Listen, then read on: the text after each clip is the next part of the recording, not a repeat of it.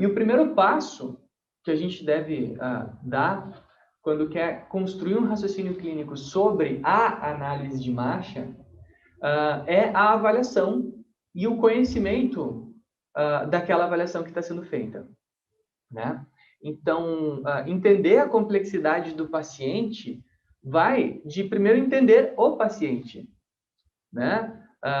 Porque se a gente não começa avaliando, entendendo qual é a gama de variáveis que eu posso adquirir, né? E o que elas podem me passar de informação, o que cada uma delas significam, eu não sei para onde ir depois, né? Então, usando a análise de marcha como exemplo, né? Aonde a gente pode começar, por exemplo, com as variáveis espaço-temporais, né? Nós temos comprimento do passo, nós temos cadência, nós temos velocidade da marcha, né? Dentre outras variáveis que podem ser utilizadas, como a simetria entre os membros, a capacidade de propulsão, né? Então, o Christian está mostrando aí na tela para vocês um laudo, por exemplo, que mostra todas essas variáveis. Só que só olhar elas, às vezes, nos confunde, nos assusta, né, Christian? Então, é importante a gente conhecer também o que cada uma delas significa, né? Ou seja, qual é a correlação que elas apresentam com aspectos funcionais além da marcha. E por que eu digo além da marcha?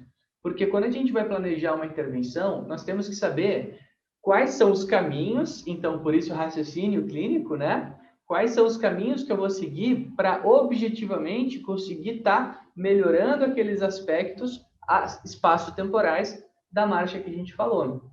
Então, por exemplo, o comprimento do passo, né? A literatura tem apresentado muito isso, que o comprimento do passo tem uma relação importante com aspectos morfológicos dos pacientes, né? Então, que aspectos morfológicos são esses? Né? Força, a mobilidade, a flexibilidade, dependendo do caso, né? Então, um passo, por exemplo, fora da sua normalidade, né? Ali, por exemplo, 70 centímetros, né? Se tivesse muito abaixo disso, a gente sabe aonde está investindo para poder melhorar a situação desse paciente. Já, por exemplo, a velocidade da marcha, que é o primeiro que aparece no laudo ali, né? Porque tem uma relevância muito grande. Esse também vai ter correlação tanto com aspectos neurológicos, mas com morfológicos também. Então, indivíduos com baixa força vão também diminuir a velocidade, mas indivíduos com baixa capacidade de controle do equilíbrio também vão ter uma diminuição de velocidade. Do lado ali, a cadência, por exemplo, no laudo do BioBeat, né? A cadência tem uma relação direta com aspectos muito neurológicos, de controle motor, né? De controle motor. Cadência é quantos passos por minuto a pessoa dá, né? Pam, pam, pam, pam, como se fosse um metrônomo. E, curiosamente, as patologias que mais têm a cadência cometida são aquelas neurológicas. Por exemplo, o Parkinson, por exemplo, pacientes pós-AVC, por exemplo, casos de patologias neurológicas que atingem a capacidade de coordenação motora, né?